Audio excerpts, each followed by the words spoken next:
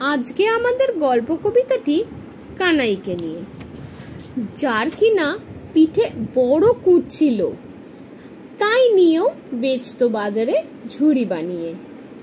কানাই ছিল ভালো মানুষ, সৎ ও কর্মঠও বটে, কিন্তু গ্রামের মানুষ তাকে দেখে মুখ ঘুরিয়ে রাখত, ঝুড়ি কিনতো না তার থেকে।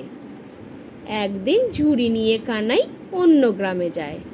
ফেরার পথে রাস্তায় অন্ধকার হয়ে যায়। রাস্তার ধারে পোড়ো বাড়িতে কানাই ভাবে থাকবে, সেই মতো বারান্দার একপাশে গামছা পেতে বসে। কতক্ষণ সে বসেছিল তারও মনে নেই।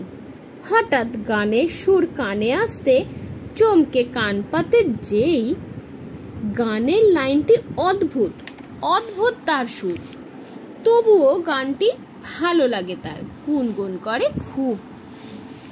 গানটি এবার শোনাই, তবে তোমরা শুনে দেখো কারা এটা গাইতে পারে একটু চিন্তা করো। लून है तेल है इमली है हींग है, लून है तेल है इमली है हींग है। बार बार एक ही लाइन गाइছে ওরা দেখে। থাকতে না পেরে কানাই আর একটি লাইন জুড়ে দেয় আর গান করে হেঁকে।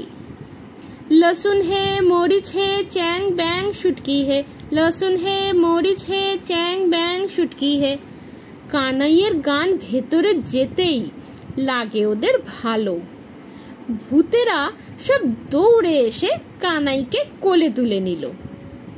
তারপর ওরা নেচে নেচে গানটি শুরু করে। কানাইও তাতে তাল মেলালো, আনন্দ করে হেসে। হঠাৎ তার মনে পড়ে তার কুঁজের কথা, কি করে সে নাচতে পারছে। অবাক বিস্ময়ে সে বোবা। তাই দেখে ভূতের রাজা বলে তাকে হেসে, কি রে তুই কুঁজ খুঁজছিস? ওই দেখ পড়ে আছে মাঠের শেষে। কানাইয়ের খুব আনন্দ হয়, নিজেকে লাগে হালকা।